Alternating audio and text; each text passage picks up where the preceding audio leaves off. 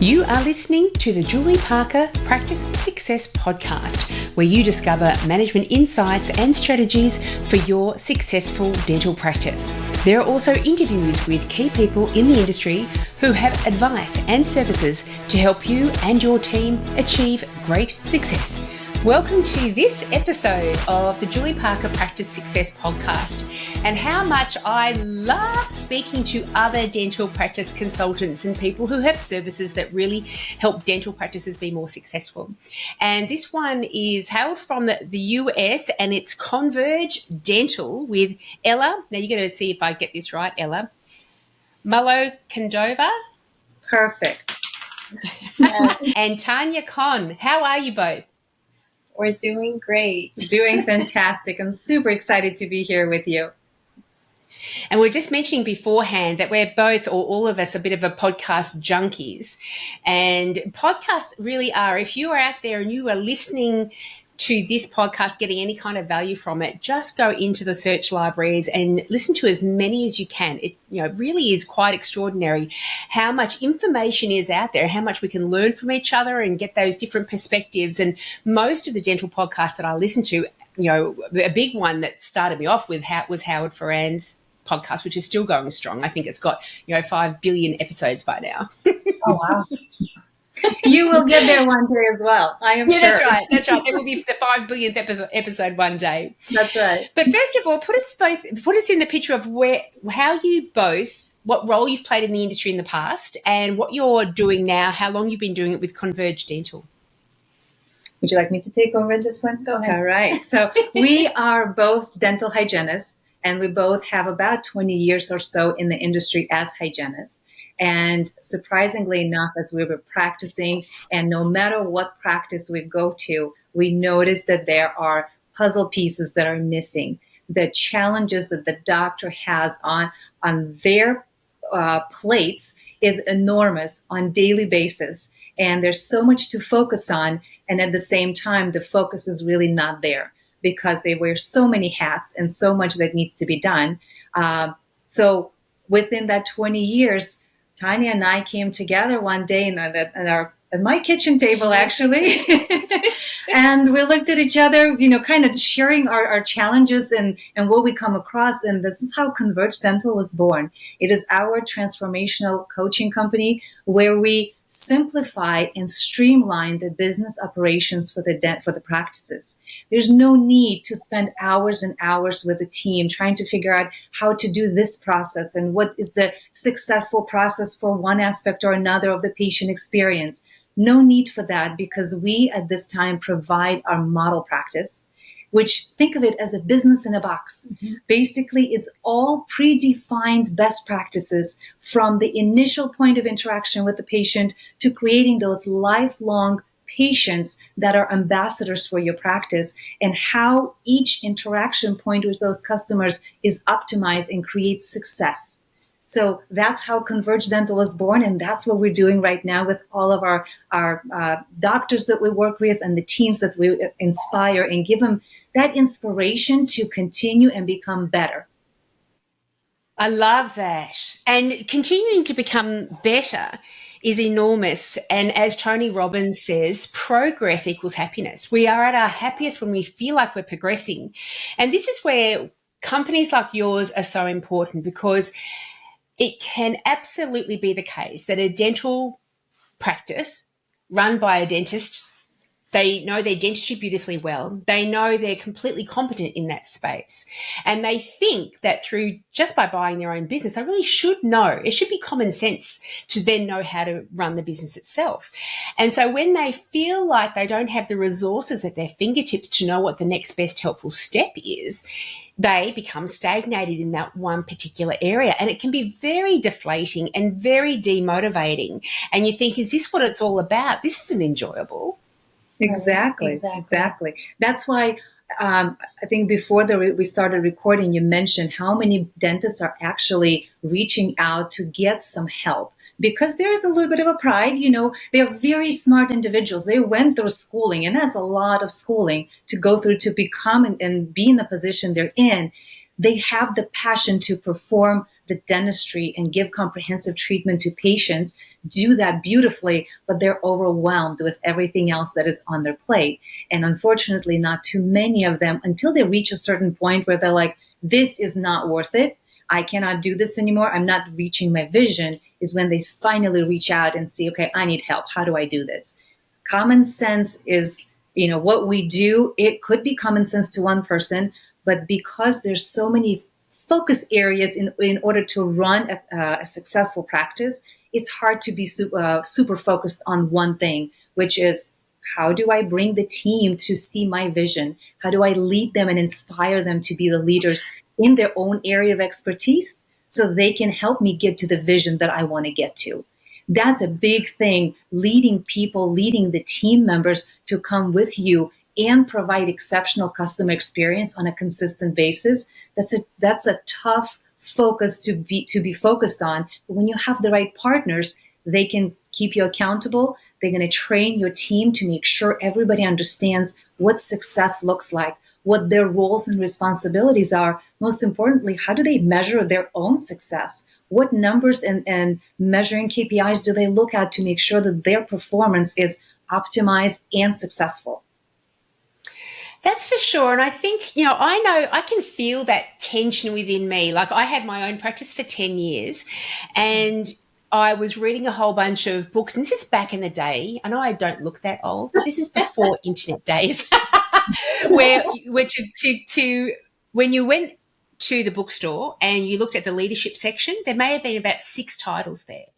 Management, maybe about 4 titles there. So the people that were writing books back and getting published back then were the absolute superstars that really had impactful things to say, like Stephen Covey, etc.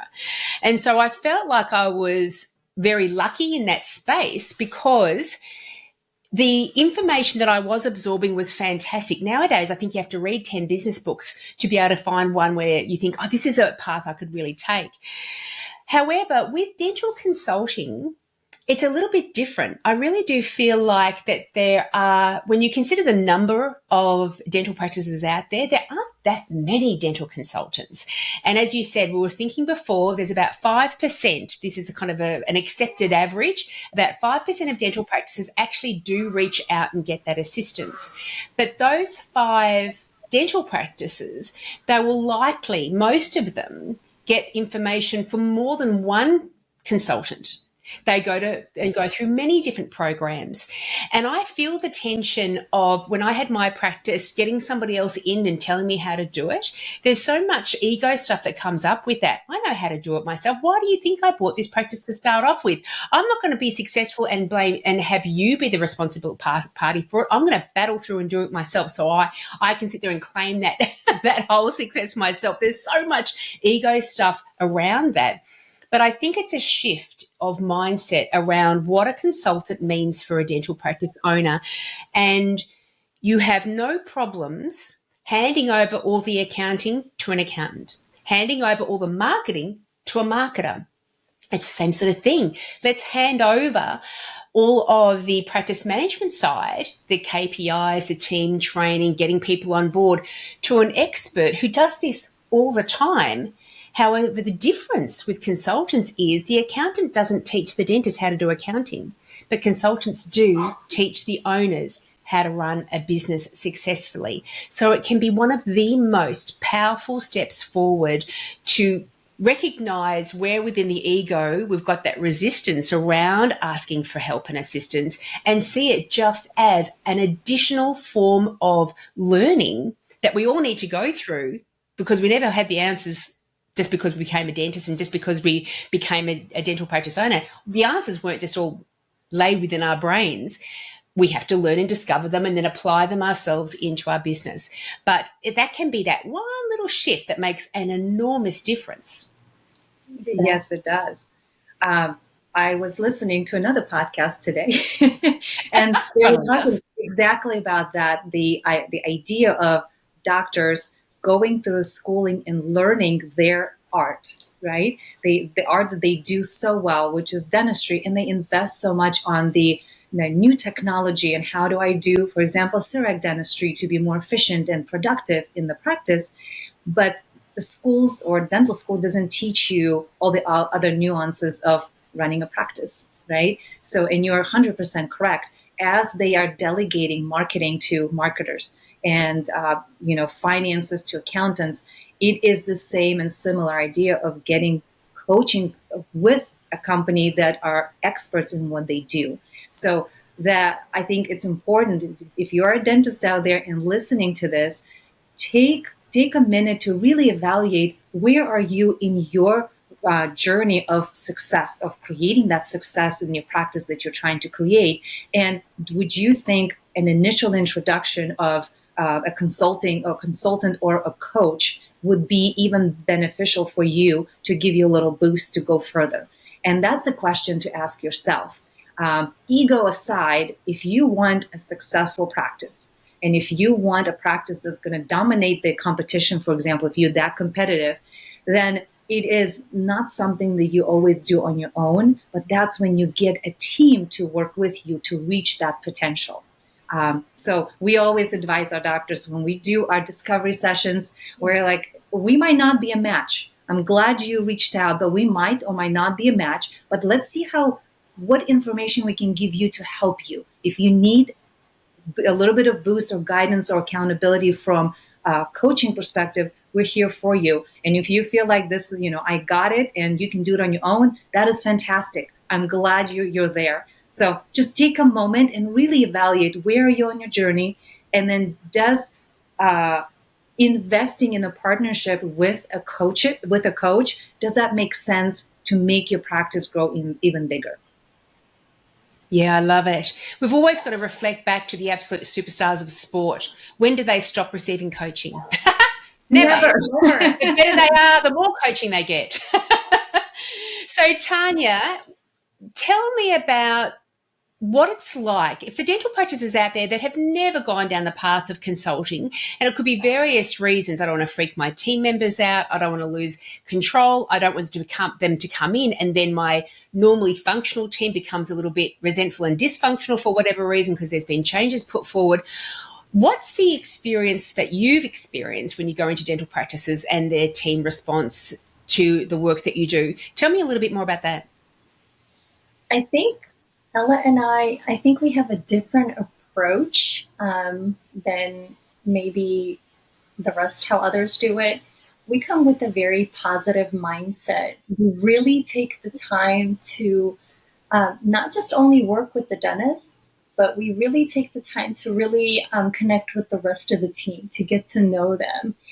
We ask them kind of like questions, what motivates them, what inspires them, before we can really go in and dive deep with the doctor and start, recommending things. So we really emphasize the importance on getting to know the team, because they're the ones really doing the work, and they're the ones really helping the doctor, the dentist, scale and grow to whatever level that they want to do. So we have a systematic approach, just like we expect the doctors to have it. We have our own system and process for us to make the team more welcoming, because in the past, as a dental hygienist practicing in previous offices, I remember where consultants at times would come in and you just felt belittled, and you just constantly got pointed out on what you did wrong, how you did it wrong, and you're not going to do it that way. And you really had no say or opinion.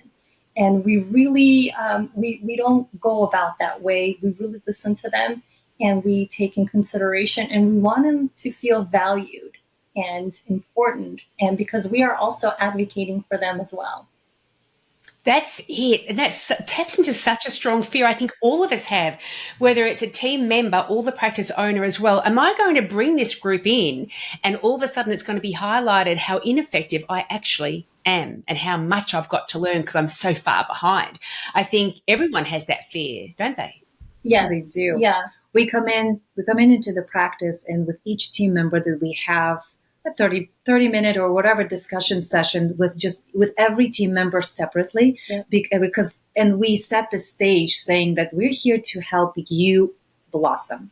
What does that look like? Where do you see yourself? Do you see yourself advancing in certain areas? Do you need more education or training? What do you need to be successful? upon taking on more responsibilities or understanding how your role impacts the overall practice success, how do you see yourself in this overall picture of what the doctor's vision is? So when we empower them that way to say, we're not here to tell you what to do or how well or not well, maybe well, but not how delinquent you are in what you should be doing. Yes. We're here to see how we can set the stage for your success. And that's what opens the doors for them to say, oh, they're advocating for me. And here's what I want. Great. Let's open that communication with the doctor and make sure the doctor knows what you want and how you envision yourself in your path in your career as well. Let's see if that aligns and see if the doctor can complement that and provide you the training that you need or want. And we also use measurable data for the team to see where they are once we come in to where they're going, so they have a clear vision and understanding of where they're going to be going together as a team and with the dentist. And that's important, isn't it? We need to, that's where the progress can be felt or acknowledged, because I know that in my life, for example, I've always felt like I've been quite self-aware on the self-awareness journey, taking responsibility for my world and all the things. I've always felt that way. However, I did have a first marriage, and after many, many years that did end, and then I got into a new relationship and a new marriage with Charles, who's gloriously brilliant, and I've been with him, and because he's so focused on self-awareness and self-development, and he doesn't tell me you should live your life this way, but just through observation and hearing his messages over and again when he's speaking at conferences and on his podcast and to clients, you get to absorb all of these things. And so between the first self-help book that I read, which was back when I was about 14, and obviously acting like a pill because my mother gave it to me. She actually threw it at me. You have to read this. So I was about 14 to now, so 52. You think, I've just been self-aware in this block of time. But years after the divorce, I had to go back into old emails and see something about superannuation funds or something like that. And I was reading back over my emails during the separation and divorce, and I was so embarrassed. This person that I thought I was self-aware and taking responsibility, I'm like, oh my God, it's like 13-year-old that I'm reading these messages from. And so I think and so then I thought to myself, I'm so far different from then. Now I feel the sense of progress because I've got something tangible to compare myself to. And this is why tracking performance with some sort of gauge is so important, because when we change incrementally, slowly over the days, weeks, months, years, we don't realize how far we've actually become. But it's quite motivating when we can recognize that. Yeah. And the team responds so much well within our experience when we show them that. It's so fulfilling, and you just love doing it, and then they're inspired and they're motivated, and then they just whole team alignment, and the doctor's just like, oh my God, I never looked at it this way, or I never thought of going about this way or this approach. The other thing I would like to add, you mentioned being self-aware, right? A lot of people are not. But some people are starting the journey to becoming self-aware, right? I think in the US right now, it's a bigger thing. A lot of people are going into holistic or being self-aware and meditation. But the idea is when we are interacting with, no matter if you're a doctor, hygienist, or a team member, whoever you are in the practice, identifying what is your personality, identifying what is your inspiration? What's your driving point of why you're even there in this field or with this doctor in this office in the first place? So as a practice owner, if you decide, I just want to do this on my own, that's great. Do that on your own. Read or listen to podcasts like this to get ideas, but you truly want to know your team, know their personalities, to know how do these personalities come together? how to motivate them. Because some people are motivated by numbers and they're motivated by money and compensation. Some people just want that family environment feeling that they're accepted. Yeah. Some people are motivated by the fact that they know that if I work this hard, I might get a vacation or day or two longer than before. So knowing what motivates every team member in your practice will give you a better understanding of how to motivate them to create that why for each one of them so they can help you together to reach your goal. I love that. It reminds me of Jay Abrahams, a management guru from over there in the US. By the way, what part of the US are you guys from? Midwest. Kansas City. Yeah. Love it. Back in Dorothy land. So Jay Abrahams said, and I won't be able to quote him verbatim, but it was around that space of you be interested first in what your team members' reality is. Only once they feel recognized in that space will they care about what your reality is. It has to come from you first. And I think gone are the days, and some people begrudge this because it was so easy to control people in quotation marks. Gone are the days where jobs were scarce, and if you did have a job, you were so thankful you would do anything to keep that job. And so just having the job itself was motivation enough to do whatever it was that was asked of you. Do it this way. Now do it with a smile on your face. Now look happy. Sure, I'll do all that. I'll do all of that. But wonderfully, we have evolved into a space where we can pick and choose the jobs that we go for. And the money is already there. We can get the money anywhere. So now we want something layered on top of that as well. We want purpose. We want a motivation. We want to feel excited about coming to work every day. And if we don't, then we are either going to be doing one of two things. I'll either be looking abroad elsewhere and going down another path, or I'll be staying and getting that little bit unhappy, resentful as each day goes by.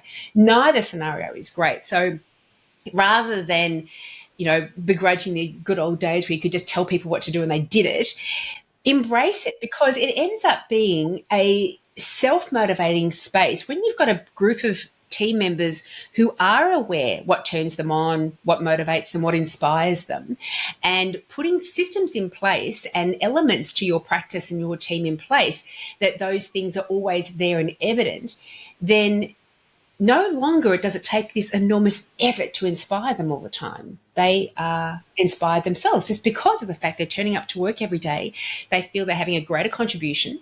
They feel like they are progressing and learning and becoming better people. And that by itself can help you just leap out of bed in the morning and say, you beauty, I get to go back to that dental practice again. That's right. Yes. The other aspect to consider for the doctors is to create an environment where there's open communication between the team members and the doctor. So it's not a hierarchy where I am the doctor, and yes, you do have the degree behind it or behind your name, but set a tone where the team feels like you're peers, right? This way the team feels more motivated to work with you versus working for you. There's a big difference. When I practice with whichever office I practice at, I always look at myself as a peer to the doctor, because we're both looking at the patient, and our main idea is to provide comprehensive treatment to the patient. The patient is the one that wins always, right?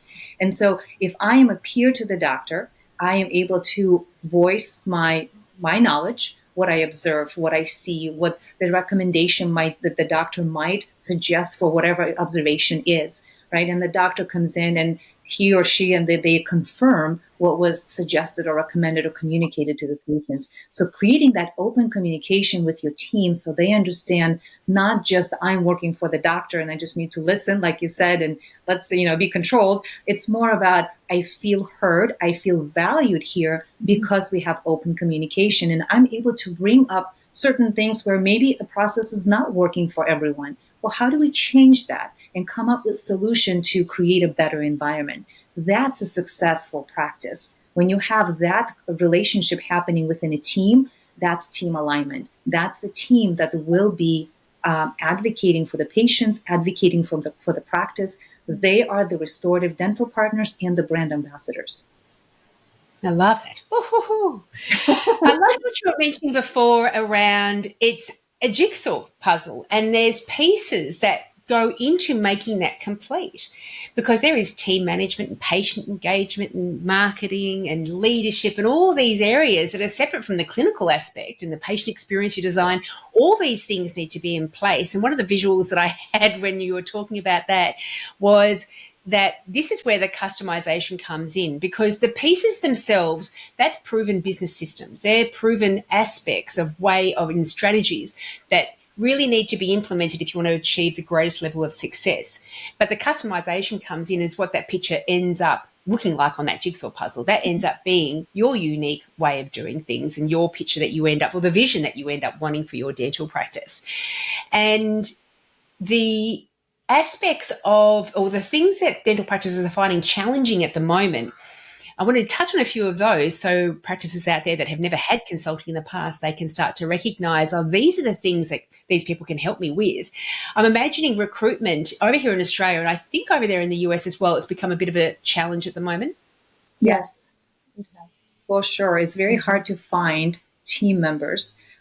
Because there's two things. Number one, there is shortage of people that want to work, and there's shortage of people that are they feel like they can't stay in one place for a long period of time, what we call loyalty, right? And it's that creating the relationship long term that makes the team members say, I'm going to stay here because this doctor understands my why, my motivation, and whatnot. So as part of our consulting and our model, we do help with onboarding and training in the interview process as well. So we just helped a doctor that called and said, hey, I lost my front office receptionist. I need to find somebody really quick. No problem. We went ahead. They put in the ad. We take on the responsibility of doing the interviews for the doctor. And we had the doctor actually sit in on the interviews and just listen to us. He initially did the interviews just to kind of filter through to see who would be in who he will be interested to go to the next level of interviews. And that's where the clients came, the potential employees came to us. And when he sat in to listen to the in-depth questions and the process that we went through to see if they are truly the right fit for this particular practice and the vision of the practice, at the end, he's like, I never even knew half of the questions to ask for that process to see if that's the right person for me and where my practice is right now. There's going to be a superstar, employee or potential employee, but they might not be the right fit at this time for where the practice is or where the practice is trying to go to. So really finding when the doctors say, I want the right team member, you got to make sure that that team member you're hiring aligns with your vision, aligns with where the practice is and where the practice wants to go. Can that person have the potential to get you there? Right? So we go through that whole process to help the doctor find the right person. And I think we've been very successful in kind of identifying personalities and what personality fits with whatever practice we're working with. So it's definitely a really crucial part. It is a crucial part. I mean, these are the people that are going to be giving that patient experience. Yes. And so they are in charge of whether you fail, grow, or become stagnated. And because we think that, I get to select out of these 30 people who I think is going to be the best person to come into here. But that person, that applicant, they're trying to choose the best place for them too. So they're judging you guys just as much, aren't they? Absolutely. Yes, they are. Yes, they are. And the beautiful thing too is when we are helping these doctors, our model practice, we have these job aids. They are kind of laminated templates, however you want to think of it. Visual aids. Thank you. And they really guide them through day-to-day operations, because we all go, to different offices and they all run differently and they have different systems and processes. But what they don't realize is none of it is documented. So when they do have an employee that's either retiring or moving on to, future career opportunities, they don't know how to replace them, or they don't know what knowledge of information they need to leave behind because it's all up in here. I think that is a big interruption, isn't it? And I was just speaking about this to another dental consultant the other day, that she'd been in her position for about 25 years. And I said, what happened when you left? Did you train somebody else? And she said, I was supposed to train somebody else, and I was leaving because I was pregnant. So this person had months to come in and get trained, but she'd come in for 1 hour at a time every couple of days. And then all of a sudden, delivery day happened and the new person wasn't trained effectively. But that's not good enough. You need to be able to document these things. And so if for whatever reason a person was just plucked out of your surgery without any notice, somebody else could go in and have a resource that would allow them to move through all the responsibilities and tasks that they need to do. That's right. That's right. That's when we were thinking, how do we simplify and streamline the practice operations? This is where our model practice was born, because as I mentioned before, it's predefined best practices that's good for onboarding people. It's good for as a refresher for people that are already there, just to make sure that every team member is aligned with what processes look like, what their role in that patient interaction looks like, and what is success in that with that interaction looks like as well. So having that is crucial. So when you do lose that employee, you don't have a headache, because we usually help the practices bring in and onboard the right a new team member.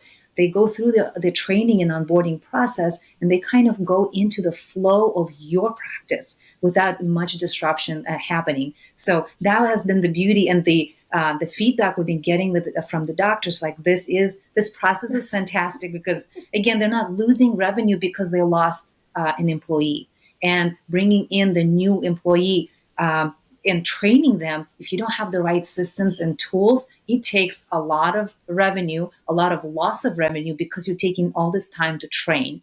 The majority of time, we have to also understand some people are really good at what they do, but they do not have the ability to teach others. Right.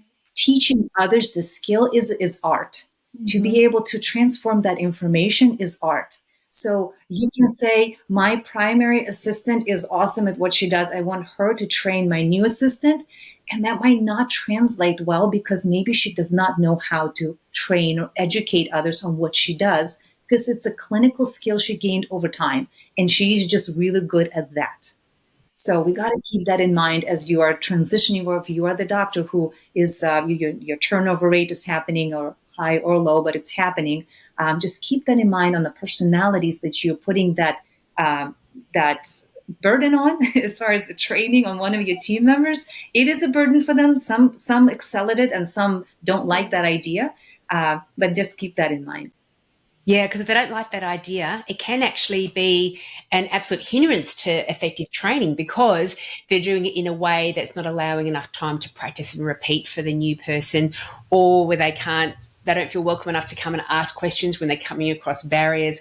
And so they end up not doing the thing properly, feeling bad about themselves, and kind of unlearning any of the learning that you're trying to put across. So you do need to it is a skill to be able to train effectively. That's absolutely for sure. What are some of the other challenges that you've helped practices overcome their initial worry that had them come to you in the first place?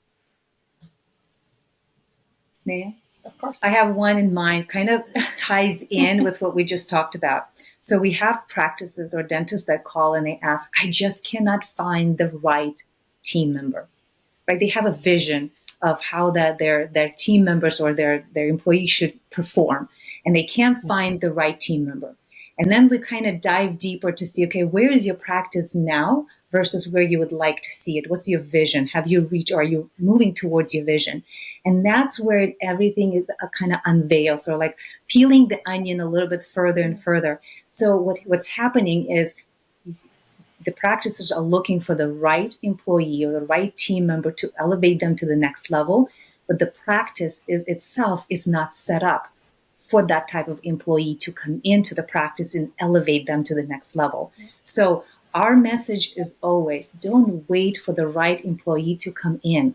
Create that practice that you want to create. The employees or your team members will either stay with you and they will embrace the vision that you have and move forward and train themselves and evolve, or they will exit out because it's not for them, and that's okay, because that team member is not there to elevate you to the next level. So we always encourage, no matter who is with you and who surrounds you, do the training, take the time to mature your practice to the next level. And then the right team member will at that time come in and they will stay with you because they are in an environment that makes them flourish and blossom. And then they are going to be more encouraged and elevated to get your practice to the next level. Gosh, I love that. Immensely love that, because I think this is where a lot of practices find that challenge. They say, this is where we want to go. And so this is the team member that we want to be able to take us there. But then that team member comes in as an applicant and they go, no, but this is the way you guys are now. This is not appealing to me. Exactly. But we want to get there. It's a promise. We want to get there. But you do. It is a build it and they will come. Create the environment that person is seeking That's first. Right. That's right. Then start bringing these applicants through. So what they see resonates and then they can jump on board with it.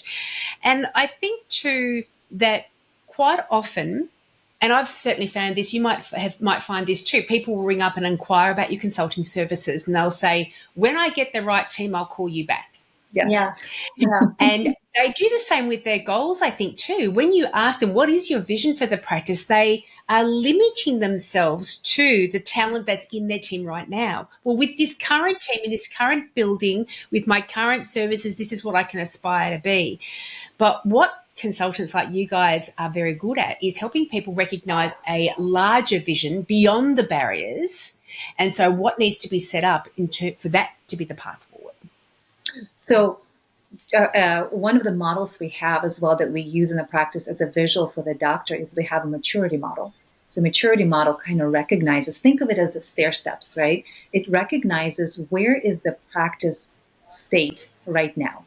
So once we identify in those steps 1 and 2, usually chaos, maybe a little bit higher than that, and then we then we show the doctor, okay, you're here, and here's where you ultimately want to be. A practice that has all the systems and processes in place, a team that's aligned, a practice that uses data to make decisions and not just by gut feeling, right? That's the ultimate vision. And then you add on, okay, my goal is to be a $2 million practice. My goal is to have, 5 operatories and other doctors in my practice as well, whatever the vision is, right? So we take our maturity model and we show them step by step, we break it down by steps of how to mature your practice from where they are today and how to achieve that level 4 of the maturity model. Not every dentist wants to be on level 4, and that's okay because we customize to what their vision is. We encourage them and enlighten them to what the potential can be. Ultimately, it's their own decision of where they want to be, right? So that's how we help the doctors see this is not a burdensome thing. It doesn't have to be. Mm-hmm. If you break it down to little steps and break it down in little steps for your team as well, it's all achievable. It's just a matter of how you look at it. And if you have this visual guide of maturity model, you have small steps to reach, and that's the important part. When you visually can see it, then you add data to actually see and measure how the performance of the practice and the health of the practice is moving. Then you educate yourself to say, yes, I need to, continue taking the same path here, or I need to pivot somewhere here and, pull the lever and maybe change the direction of how my team performs with this. So just having that understanding that does not have to be burdensome. Take one little step at a time. And if you don't have the vision or the ability to see how to break it down, you have transformational coaches that can help you with that. It's just a matter of putting your guard down and reaching out. Love it. Love it. It's more than just the systems and the structure, isn't it? A lot of it is around mindset and how we talk to ourselves, how we talk to our team members, how the team members talk to themselves as well.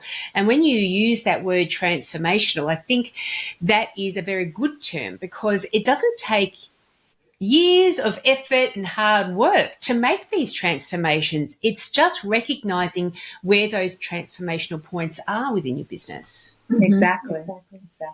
I love you've got a proper system.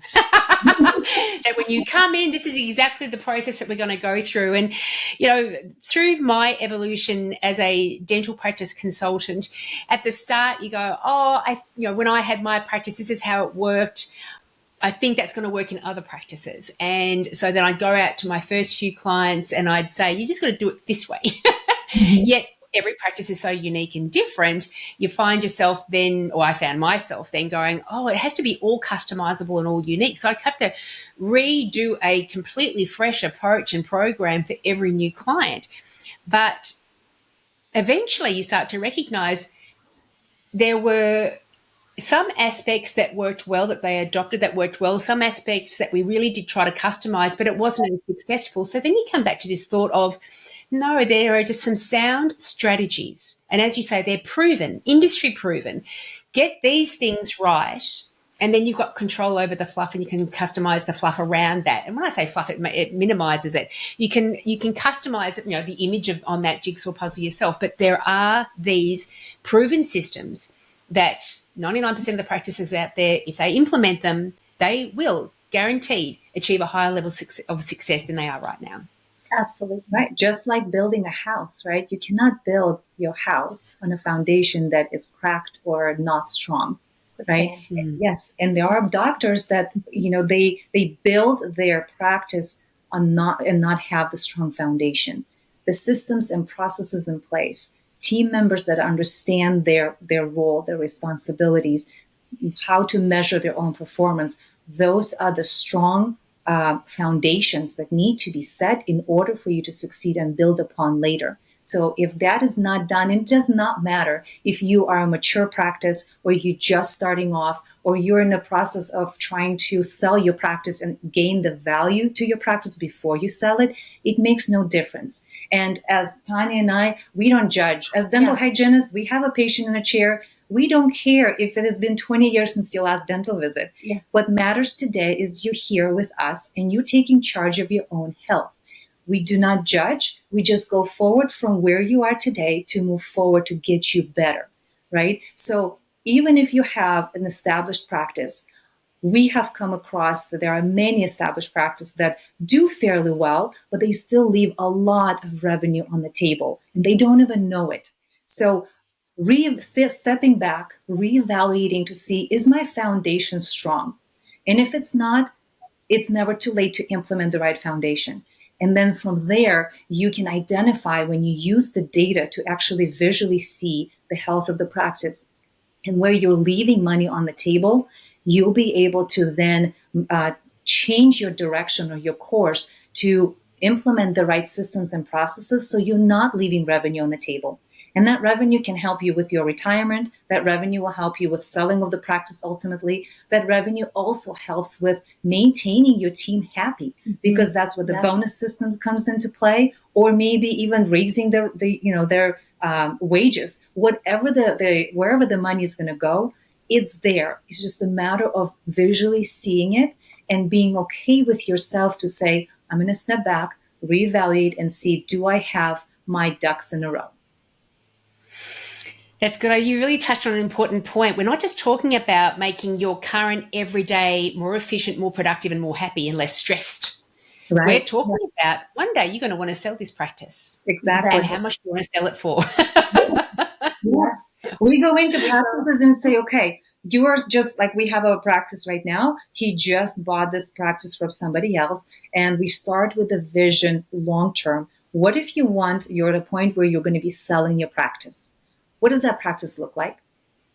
Go from there. You start at that point, visualize how much would you want to sell your practice for? What is the gain from that sell that you want to be doing? And what does that look like? That means that you have a lot of new technology in the practice. So then you move towards that. Does that mean that you have associates or whatever that looks like? How do you establish that with that image in mind? With I am selling the practice at this point. What does that look like? And you start now to make that happen later.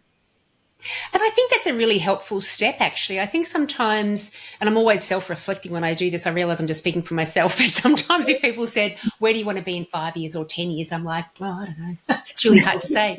Whereas because you feel like you are bound by your current conditions. Correct. Whereas if you say, well, what does that practice that you're ending up going to be selling, what does that look like in terms of systems, team, patient experience, structure, income, all the things?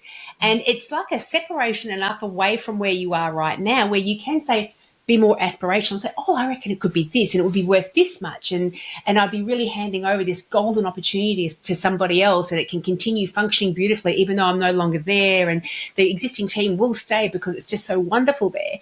And that can be your first step towards a vision if clients are finding it difficult to develop a vision for themselves right now. Yeah. So the benefits, when you do move successfully through a dental consulting program, you will have an increased turnover.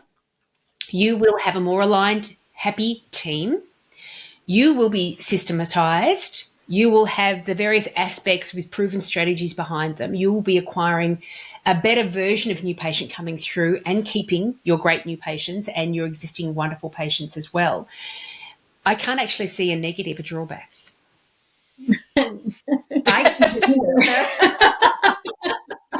It's worth a shot.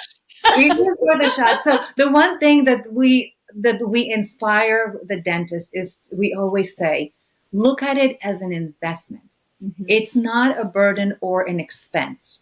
Because if you look at the bigger companies out there, like Apple, for example, right? They are well known. Do you think one person did that? No. That's right. It's a huge team, a lot of masterminds that come together on a daily basis to create the company that big with that vision and make it as big as it is today. Now let's scale it down a little bit. Even if you are a private practice, one dentist and a small team, that's the same idea. In order to become as successful as you can be or want to be, it does not take one person to do it. It takes a team, not just the team that's within your practice, but as you mentioned before, accountant, marketers, coaching company, all of that together combined, that's your structural team that will bring the practice to its utmost success that it can become. Keeping that in mind, that's very important. Even all of those inspirational speakers like Tony Robbins, for example, he has a coach. Yeah, they all have coaches. They all have coaches. So no matter how elevated you are, or how rich you are, or how how much you've achieved in life, every person that achieved so much has a coach that guided them to get there. And once they reached that level of inspiration or achievement, then they moved on to another coach that elevated them to even higher level. Right. So that's why getting a coach it's a great investment in your personal growth, in the professional growth, and the growth of the team. I love it, because all of these highly successful people, like Tony Robbins, like Tiger Woods and sporting stars and things, they always recognize their potential for more. As Tony Robbins says, that constant and never-ending improvement journey, there's always more to get, more to achieve, better to become. And all I need is the next step, the next piece of information, the next strategy. And if I knew it already, I'd be doing it already. And if I'm not doing it already, that means I have to go to the people that have those strategies so I can be exposed to those ideas. Right. So if there are practices out there that would love to seek your assistance, and I really do encourage them to do so, do you go on site? Can you do off site things as well? Absolutely. Thanks with technology. I mean, you're in Australia, we're in Kansas City. Absolutely, we can. Yeah, we do both. So you'd be available for Australian dental practices as well? Mm-hmm. Yeah. I love that. I love it. We've got my buddy and I, we've got a dental practice management course, and we're thrilled to bits that we've got a guy from Canada who is a student, and he wakes up at 4:30 in the morning to do our live sessions, and we're like, yeah.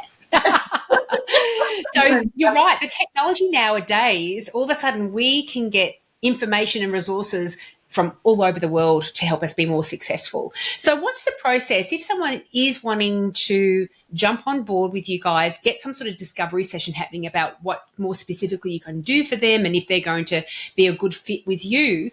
What's their best next step, and what happens after that? So what we would like to offer for your listeners actually is a free discovery session for 30 minutes with us. And so for the first 20 people that are going to reach out, we're going to give them the free discovery session. What that entails is, number one, us understanding who you are, what your vision is, what is where your practice is right now, and where would you like to elevate it to be. And so once we go from there, then we can share a bit more of how our model practice can help achieve those goals, or how do we customize that approach for the team, for the practice, and for doctor's vision. And that's a perfect opportunity as we get to know each other to say, yes, I feel like we are the right fit, or no, I'm going to go with someone else, or seek others for their recommendation. That is perfectly fine. As I mentioned before, we don't judge. We're here to provide information.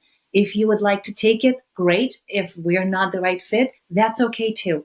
And we provide a roadmap during our session just to show the doctor what we want to focus on. And then they give us feedback and we dive right in. If they're interested, our website is convergedental.com. Just click contact us and let us know, or type in the word Julie. And you'll be one of the if you're one of the 20 first people that are going to contact us, you'll get your free discovery session. That is exciting. I like being a special word. I feel like that's fixed for me. They listen to Julie Parker's show. Yes. I love it. It's a thrill. And hopefully you guys will be starting your own podcast soon too, because there's just so many pearls of wisdom to learn and to share with dental practices. And as you mentioned before, just listen to get an idea, because how often, I think every single podcast I listen to, even if I don't particularly love it and I finish listening to it halfway through, there's always something I take out from it. Exactly. Yeah. Well, I really encourage dental practices worldwide to jump onto convergedental.com, get that discovery session happening with that very special word, Julie, and just investigate. Take that first step of investigating. I wonder what could be. I wonder what difference this could make. That whole, what was that analogy? If you launch a rocket from Earth and head it towards the moon, it only needs to be out by point something of a percentage, of course, and it goes far off the other side. Right. However, this could be the 1% that you need to really make a big shift to how you currently experience your dental surgery, your team members do, and your patients do, but also 5-10 years down the track. What does that end up looking when you're making these small efforts right now? So I encourage everyone to jump on and, at the very least, investigate. Discover what this sort of step can mean for your practice and for yourself personally. Thank you both so very much. It's been such a delightful conversation. I've loved it. We had so much fun. At least I did. Thank you so much. It was truly our pleasure to be here and enrich the listeners with this. I believe the information here is very, very empowering to take the next steps if the practice needs it. So it was a pleasure. Thank you, Julie. Thank you so very much. Enjoy that. What time is it over there at the moment? 9 o'clock. 9 p.m. In the morning? PM. At night. PM. Yes. Now you can have a wine and rest and then go to bed. So wish you a very nice sleep night. Thank you very, very much for joining me. Thank you. If you enjoyed today's podcast, then you should come along and join the club. The club is a whole library of lunch and learns, with new lunch and learns being produced all the time that help your dental team gain greater success in your systems, in your team behaviours, in your patient management, in your patient engagement, in their treatment plans. They are usually around half an hour in length, and so team members can sit down, be paid for their lunch break, eat lunch while they're being inspired and delivered all of these insights and strategies that can be implemented so you all achieve greater levels of success. Also, Amina and I, my buddy from Dental Management Expertise, have a company, Dental Business Mastery, together. And our flagship online 1-year course for dental practice managers and dental practice owners to learn how to very successfully manage your dental practice is available. Head over to dentalbusinessmastery.com.au to find out more information, and has information about any other courses that we've got available. Also, make sure you do jump onto my website, julieparkerpracticesuccess.com.au, and you will see a whole load of free information. There are articles, the blog, downloads, templates, a whole load of things that are designed to help you overcome any specific challenge that you've got going on in your practice at the moment. If you have any suggestions of topics or guests that I can have on the podcast, please let me know. Thanks for listening.